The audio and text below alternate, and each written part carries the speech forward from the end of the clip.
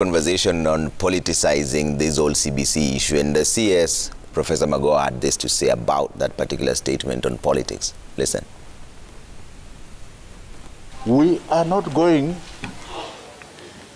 to take this lying down, this onslaught which is based on politics and actually toxic politics and toxic. We shall not take it lying down because we are not politicians. We are not cowards. You are not going to see me on television arguing. You will see me in schools checking that the work is going on. I don't have to answer you on TV. For what? And if we find there are bottlenecks, we shall deal with them.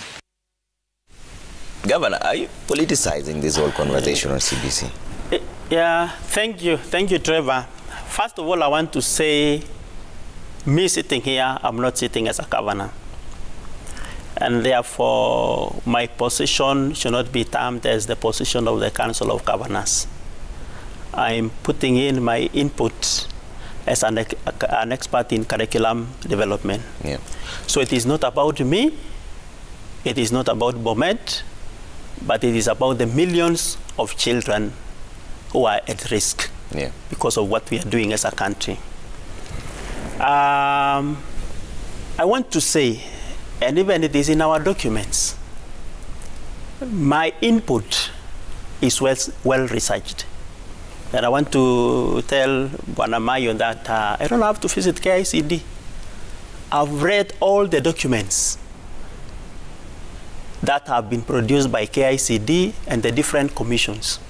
So my information is well informed by those documents. I know what we have done and what we have not done as a country.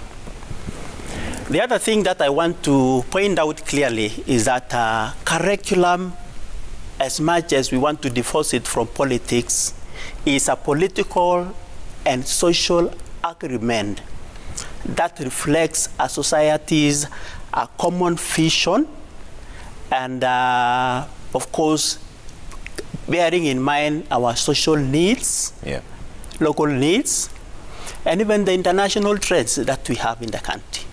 So there is no way that we can divorce curriculum from politics. For it to ensure that we attract funding, it must be supported politically. So there is no way that you can delink the two. So it is a political and social agreement.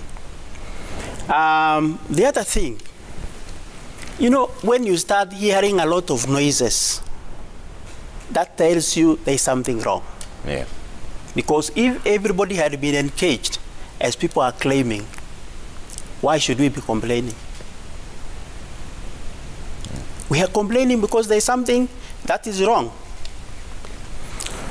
I want to say that if we don't listen to the experts, and at one point, I think last week or early this week, the CS was saying, leave it to the experts. I'm seated here as an expert. And I want to tell the minister, leave it to the experts. And if I was sitting in his seat, I will go back and get the advisors that were advising the former CS of Education, Madam Amina. If you still remember that she said when we are starting this thing that we are not ready for this curriculum. So I would request our cabinet secretary, my friend, to go back, look for those experts, let him analyze the report that they had given to CS Amina, and I think this country will be safe. Otherwise, we don't want to divorce politics from this process. It is a political process, how we negotiate for this document. Because the question that we'll be asking ourselves, and you remember, Trevor, have said, whose curriculum are we implementing? And that is a political question. And everybody should be given a chance. The parent, the teacher, Mama Mboga, an expert, and we agree on the curriculum that we need to implement or put in place. Now, Rhoda has spoken like an expert, and I totally agree with the sentiments that she has put forward. perhaps we should be asking ourselves, how did we get ourselves into this? Why did we change the curriculum in the first place? Yeah. Why did we shift from 844 to this curriculum? And if you look at the rationale of the 844 system and what we are putting in place to justify these changes, it's a very thin line between those two rationale. Yeah.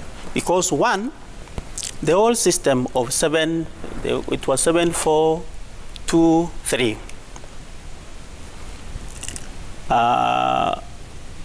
At that time, we were saying that curriculum was preparing learners for white-collar jobs. Yeah. So we wanted to bring on board a curriculum because the philosophy behind the 844 was education for self-reliance. So this curriculum was supposed to empower graduates at whatever level, class 8, form 4, to be self-reliant, to acquire those basic skills, practical skills for self-employment. Yeah. And that was a good thing, a good thinking, because we have a problem of unemployment. But over time, and I think Rhoda has indicated that, we went on mutilating that curriculum. Yeah. The practical subjects were removed. We emphasized on theory. And even the content that was specific, preparing learners for the world of work, were removed. And even if you read our document, the KICD document, they were saying they should be removed and taken to higher education. And then we came back in 2009 under summative evaluation, now demonizing 844. Yeah. Yet it is the same policies that we put in place that created the 844 system of education.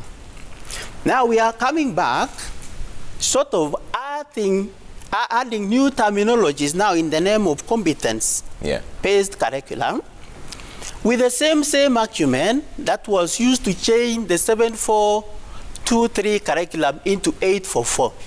Now we are saying the 844 is too theoretical, it is examination-oriented, teachers were not well prepared. Now we are going in cycles. Okay. And I'm still asking, is this CPC? Because if you go to basic education curriculum framework, under the guiding principles, partly they have captured the ideals of the 844. I mean, not 844, CPC. But is it what we are practicing in our schools? So because in CPC, under ideal situation, if we were to go by what CPC is,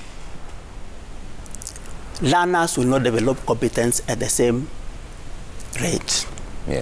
There are some who may require 1 term. There are some who may require 2 terms. There are some who may require 3. There are some who may even require years to develop those basic competencies that we want to develop. But if you look at the way we have structured our system, learners are progressing in cohorts.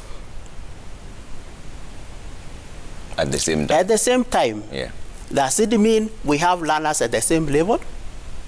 And if you look at one of the principles that has been captured under basic education curriculum framework, because they are talking of this curriculum have 3 pillars, the one for values, theoretical approaches, and then the other one is the guiding principles. And I want to narrow down to the guiding principles where the ideals of CPC have been captured. And the differentiated learning. So these learners should not be progressing at the same time because they will not develop competence at the same time. So, and that is why I'm saying this is not CPC. Now, at the same time, I would want to say that if that was the case, assuming that we have put in place CPC,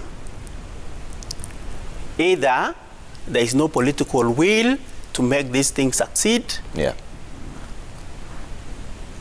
or there's something wrong with the people who are guiding this process. Okay. Because I just wanted to follow on what Madam Rhoda has indicated. Yeah. We are moving to 2023. And from all indications, there is no preparation that is ongoing to prepare us for double intake in 2023. This year, admission to Form 1, Yeah. there was a lot of confusion. As a governor, I'm under a lot of pressure. BOM have been visiting my office, asking for money to expand infrastructure. Yeah. And that is just one cohort, 844 transiting from class 8 to Form 1. Yeah. 2023 will have 2 cohorts.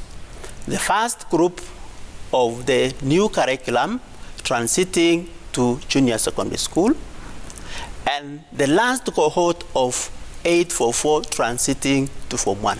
Yeah. If we had confusion in 100% transition under 844, how much confusion will we have in 2023? Okay. Because we are not ready for it. Yeah. And even the ministry, and that is why I want to say the government. You remember I said the parents are not ready, the teachers are not ready, the government is not ready. One, in terms of funding, we have not seen that commitment. Yeah. Expansion of infrastructure, we have not seen that commitment. And even it looks like the minister himself was not very sure where this junior secondary school will be hosted. Okay. At one time, he was talking of in primary school. Yeah. At another time, he was talking of In secondary. In secondary school. That committee that was put in place to advise the minister and actually indicated that it should be hosted within secondary school because of the facilities, the human resource, so that we can maximize on those resources that we have in secondary school. Yeah. So personally, and I don't want to say I'm speaking as a politician, but I'm speaking as an expert, and I want to totally agree with the cabinet secretary that let us leave this thing to the experts and let us have confidence in our own local experts. Okay. Let us stop using foreigners. Yeah, speaking of cabinet secretaries, and like Maya, I'll come to you to speak to us in terms of when the deliberations were happening, how did you foresee the transition? But the CS himself spoke about transition and cost. Let's play those 2 sound bites on transition and cost and hear what he had to say.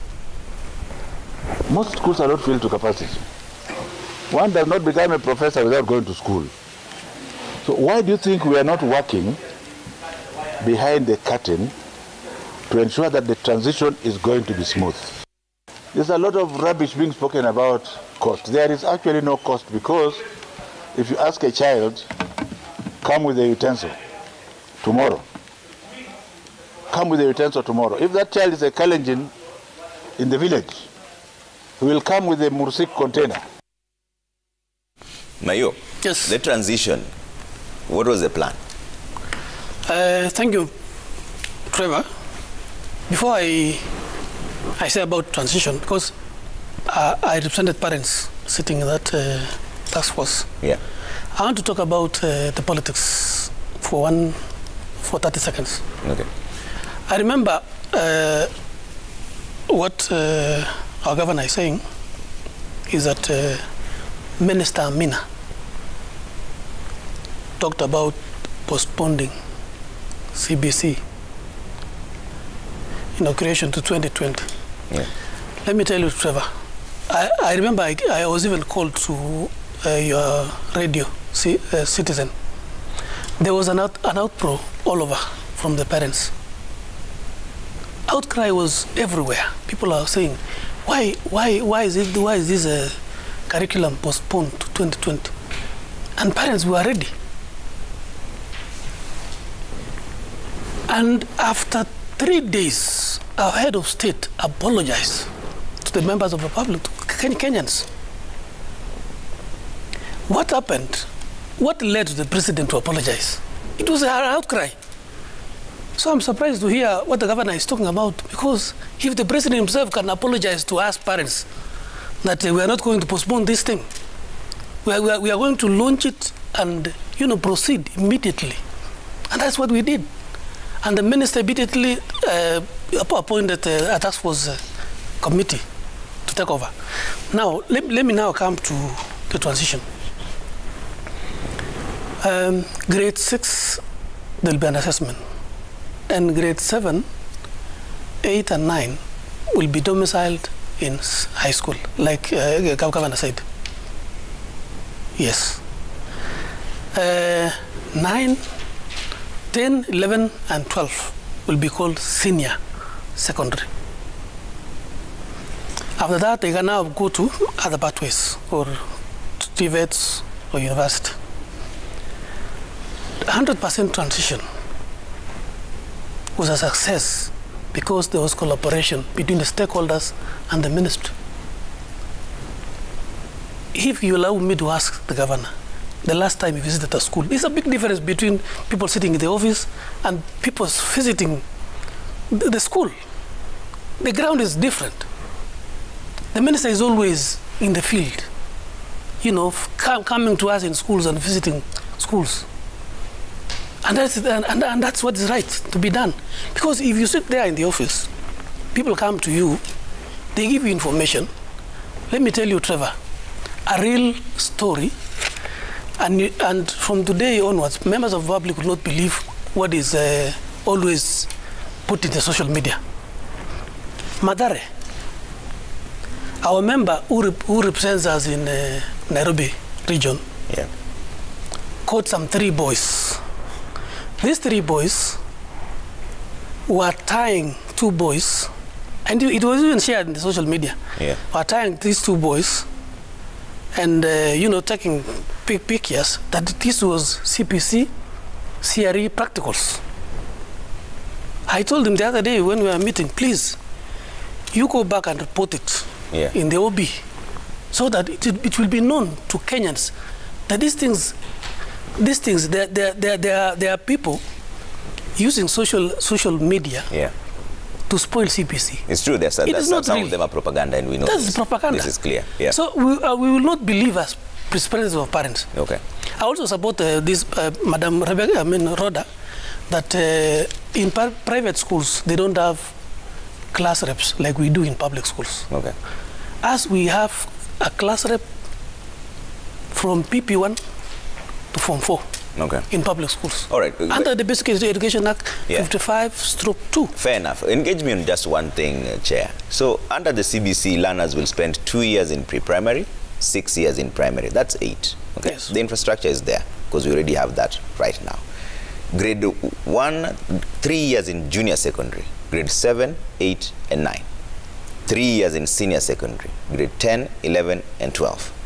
Right now, the structure is from Form 1 to Form 4. Where are these 2 other classes going to be? I'll give you an example of a school in Bungoma. It has 510 classes.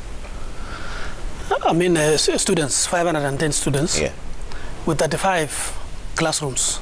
So if you subdivide, it will be around 15 per class. And the standard ratio actually is between 40 or 35 to 40, thereabout. So you'll see there's surplus of 23 classes empty.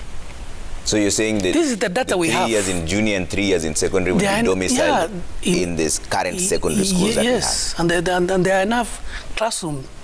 If you give you the data we collected during the task force, you'll see that so our students are not evenly distributed. There are schools which are overcrowded, and there are those which are not overcrowded. Okay.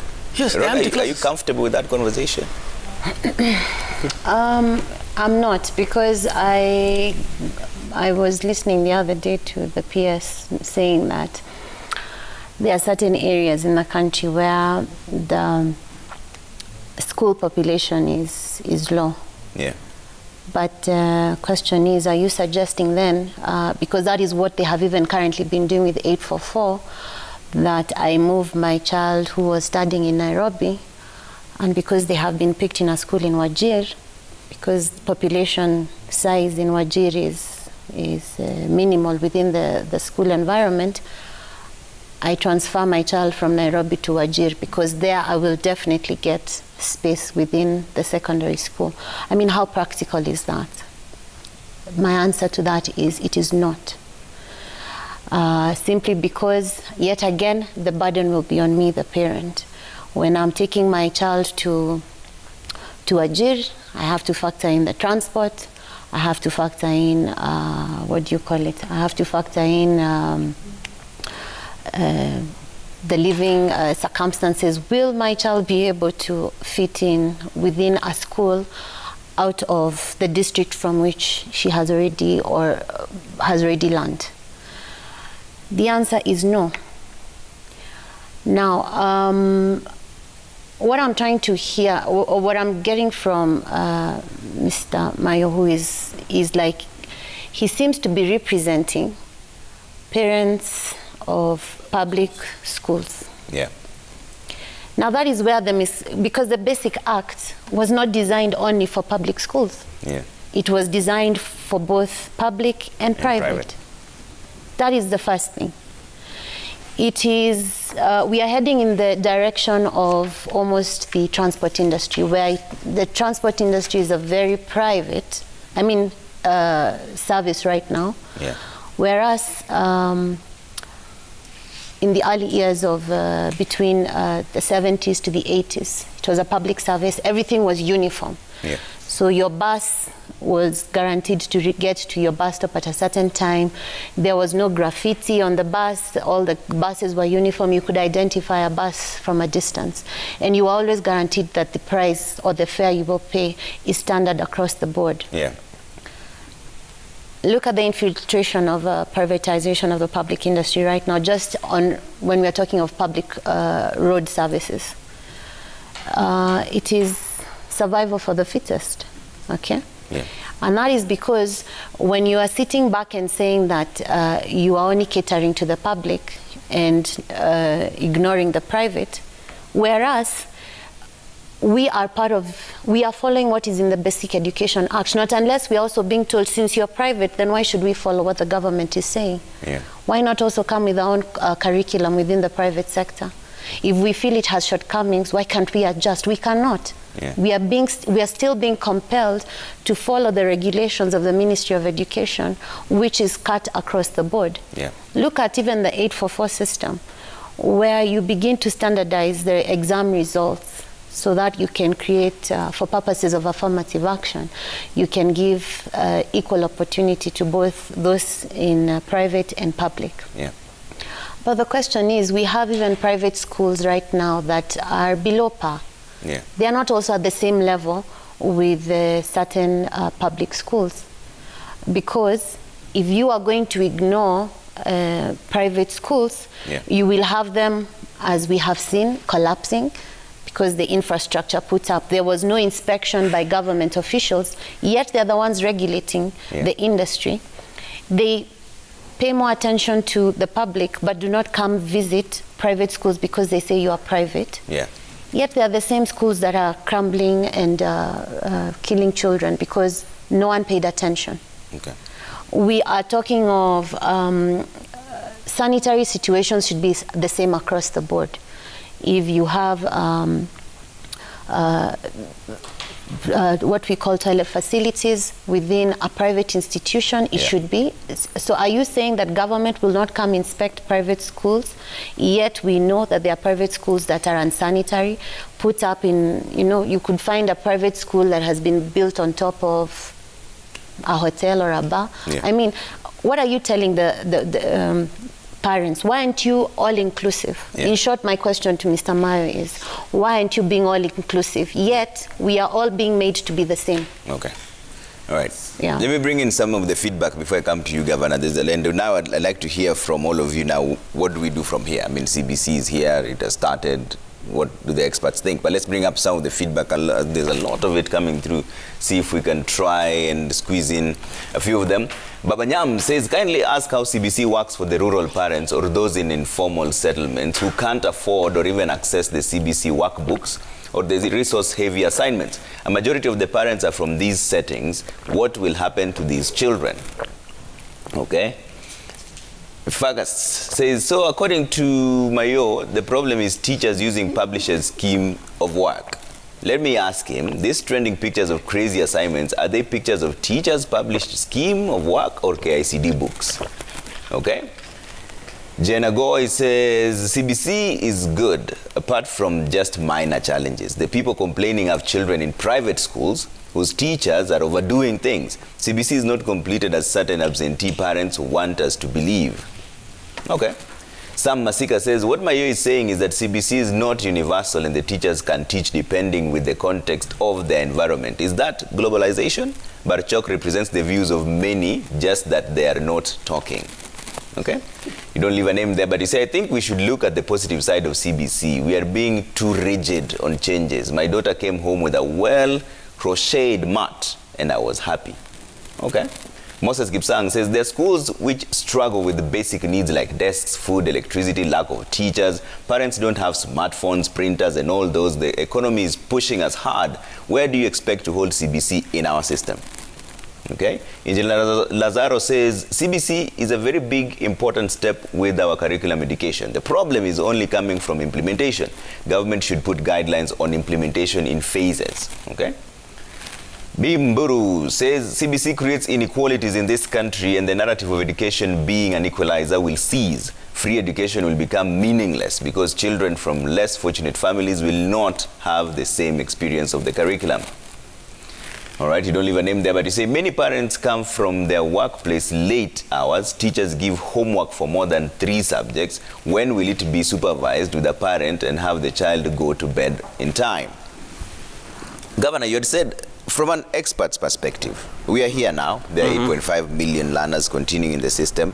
What do we do now? Do we stop and review, or what happens? Thank you, Trevor. One, I want to say that maybe just to respond to what Mayo said, and Mayo seems to be out of touch with the reality.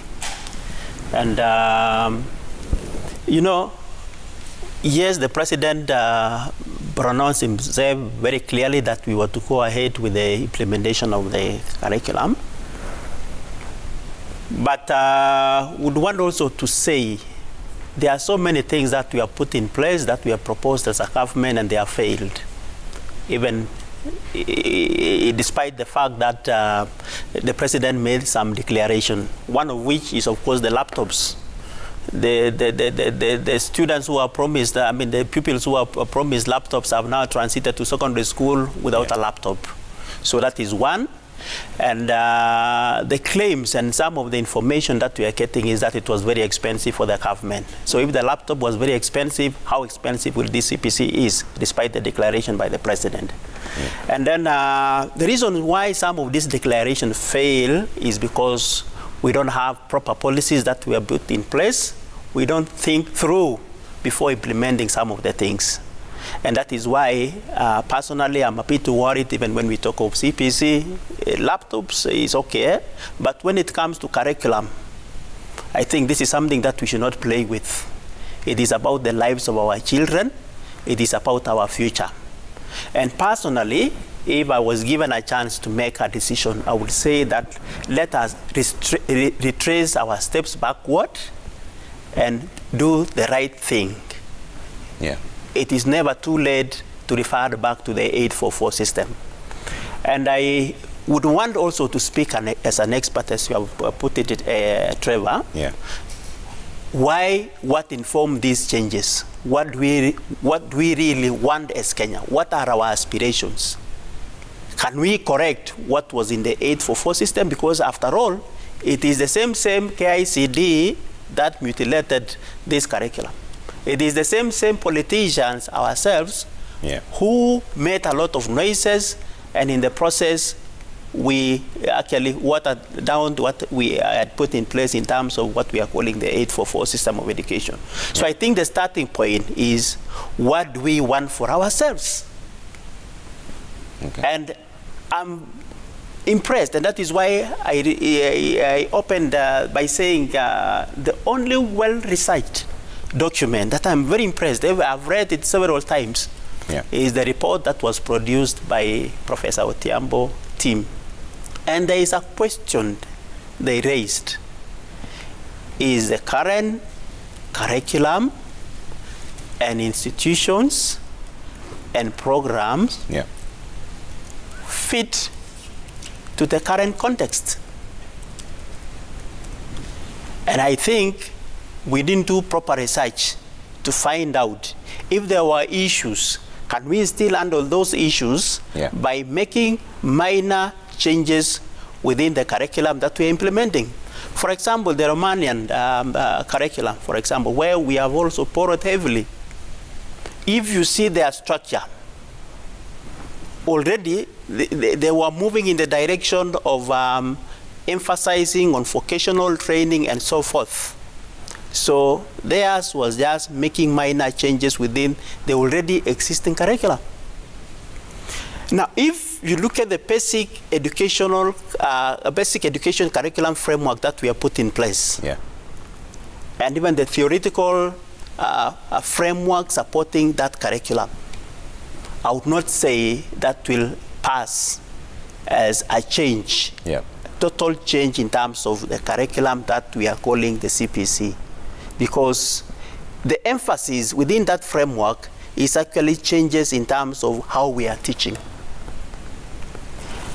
And going back to slightly to teachers' preparedness to implement this curriculum, you know, the success of CPC will heavily rely on how we are prepared teachers, and not just CPC, any curriculum. So if we want to succeed as a country, and that's why I'm saying we need to retrace our steps backward and do the right thing. If we want to succeed, then we have to start with the teacher. Because CPC is not just any other curriculum. Even the way we design. We don't design CPC in the normal way. They use what we call backward design. The normal curriculum, we use forward design. And this is even something that is not known to our teachers. We are emphasizing on the competencies as opposed to the content. And this teacher has not been prepared to do that. And that is why I'm saying, and I want to support what Rhoda said. If you look at the report, the executive summary that was given to the president, and the report that was supposed to advise the minister on what to do to ensure that we succeed in the implementation of CPC, one of the areas that was proposed was to strengthen what we call PPP, private-public partnership, in terms of investment that we are making in the area of education. And now she's here complaining that they have been ignored, they have not been brought on board, yet it is spelled out clearly. Of course, this is the executive summary. We have not seen the full report. And that is why I'm saying the government is not ready for this thing. We want to see the full report. The proposals that we have even in that executive summary, I think is shocking. Trevor, you need to read. I know everybody needs to read. It makes wild suggestions in terms of policies and regulations, things that are very impossible to implement. Mayo, and there's someone, as we give you your final remarks, Vincent Awangi says, can Mr. Mayo address the issue of unnecessary demands on parents and pupils? The beneficiaries are cyber cafes and textbook shops. Thank you, Trevor. I think I will put it very clear to all the parents that maybe what they are being told to do is not what they are supposed to do. Teachers should be innovative and creative. If there is a way you can use clay to mold, that is a better option. And still, it will bring the same results. If you are in a place where you cannot print or download the way he's saying, it's not necessary that parents should be subjected to go to cybers in the evening when their children come home with homework, download, buy this, bring this. That is not necessary. So teachers are overloading our parents with unnecessary materials that is not supposed to be placed. Finally, I want to say that politics should be delinked completely with matters of education. Because in politics, let me give you a secret in politics. A lie can be told several times. And after some time, it will be perceived to be the truth. Okay. And the politician saying it knows very well that this is a lie. So if we allow politicians to come to matters of education, they will spoil our children. So okay. I would urge people who are seeking positions in politics, say what is necessary and don't repeat a lie several times so that it can be perceived to be the truth. Okay. Rhoda, in your view, what would you like to see as a parent at this point in time? We're already deep into the waters of CBC. What would you like to see? To be entirely honest, Yeah. I would want to see probably a suspension of the CBC curriculum ASAP. What would that mean for your daughter or son? Stop midway, start afresh? No, you know, it would be no surprise because even the current class 6 were the initial pilot of CBC. And then when it did not take, they were taken back to 844. And then now the current grade 5 now became the new pilot. So they have tried, and when they could see it was not taken, and that was at the time of CS, Mina, that is when they were like, it's not working, let's revisit. Yeah. It has been initiated and even stopped with the current class 6 students. Yeah. But that notwithstanding, like I say, there's nothing wrong with CBC when you look at it on paper. I have no objections with CBC because then I agree we should be able to nurture certain competencies in our children, and then they should be able to not be, you know, bridled into thinking that there's only one path to employment. So on paper, you're okay with it? On paper, it looks good, okay. But it is just as many things. If I was invited today to a very sumptuous meal, I would definitely go. But if I was to land there and realize that even my host does not even have a jiko or a sufuria to cook that sumptuous meal in, then I would begin to rethink and wonder whether that meal is ever going to be served. So I am at that position where I'm wondering whether CBC will be delivered in the way it ought to be. And truth be told is you cannot also divorce politics and education. Yeah. Why? Because we cannot all voice our opinions, and usually we elect our representatives who go sit in parliament, and who are politicians. We elect them so that they can be able to be a representative voice of the people. Okay. And if they are sitting within parliament and still not giving a go-ahead to CBC, then probably it is time to consider that probably our representatives are totally hearing something different. Okay. Again, Parliament is the same body that approves the budget on how much can be dedicated to education. So can we continuously say that we can divorce education from politics? C.S. Magoha himself was vetted and approved for appointment through the same political institution. There are many things that go through Parliament, and Parliament is a body of representatives who are mainly politicians.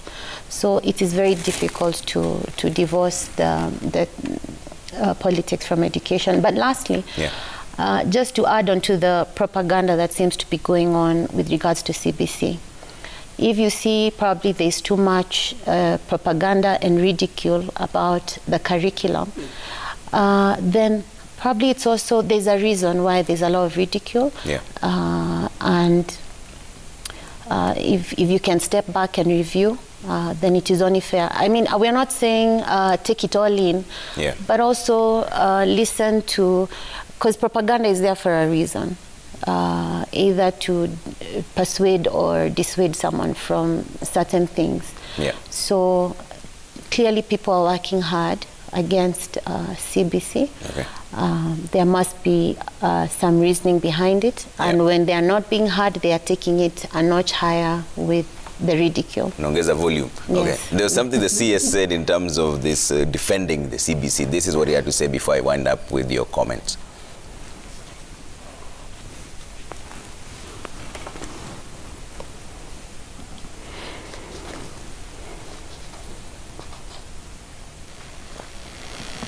You go and look at the children from Mombasa to Kilifi to Siaya to Busia. The children are happy, and I'm mutually attracted to the poor children. I don't go to the children of the vice president, because I know the vice president can afford to do anything she wants. So I go to the slums in the Kibiras of this world, in Kiandutu. How are the children being held in CBC? Are they happy? Now, if they are happy and we have a children's rights, ladies and gentlemen, are we right to say that you want to go to court when we already have 5 million children happy to engage? They enjoy what they are doing. It is true that there are challenges. Why don't you bring those challenges in a manner that we can accept that you are not doing it for other issues? Governor, closing remarks. Thank you so much, Trevor. Yeah. When I listen to the CS talking like that, I pity our children. And I want to tell our CS that he should listen to us. And when I talk of us, everybody, the concerns that have been raised by the parents, Yeah. the concerns that have been raised by politicians, because all of us have a stake in this curriculum. And more so, let him listen to the experts. I would want to tell him that he should not kill the aspirations of the people of Kenya and destroy the lives of our children. Okay. History will charge him harshly. And still, I think Makoa is defending this curriculum out of ignorance. Because if we can go back and even analyze the way the documents, it is not just about saying the children are happy. Happy about what? We are here as experts to ensure that whereas the children are happy, they are happy because we have put proper things in place. We have given them proper foundation. Yes, they are happy here, today, but 10 years, 20 years down the line, will that happiness still reflect? So, for example, let me even tell him, let him go back even to the basic education curriculum framework document produced by KICD. Look at the objectives, the goals of the preschool. They are talking of critical thinking. Something that you cannot nurture at that particular level. Critical thinking, surely. Still, as an expert, what you should be emphasizing, and that is why we are talking of basic. Yeah. We should not even be talking of talents in the primary school. At that point, we should just be, giving the foundational skills to these children, Yeah. those basic things, so that they can now advance to talent development, probably in junior secondary school and senior secondary school. Okay. But those are the things that we are talking at the moment. So I think if there is one person who is playing politics, it is not Parchok, it is not the experts who are talking, but the CS himself, because he's pushing through something that cannot work. And I've said, Trevor, I want to go on record. This thing will fail. Let us talk in 3 years' time. All right. We have to leave it there, ladies and gentlemen. Dr. Hilary Barichok, Governor for Bomet, Nicholas Mayo, Chairman, National Parents Association, and Rhoda Kibunja, Civic Educator, and also CBC Parent. And thank you for all the feedback. I'm sorry I couldn't read all of them. There are quite a number, but I assure you we'll have this conversation again on the CBC. All right? For now, taking a quick break. When we come back, it's time for working out and nutrition as well, yeah? And Willis Raburu will be here in just a bit. Willis Bazoo, he will tell you what you need to eat. Speaking of eating, I'm actually hungry. I'll see you in a bit.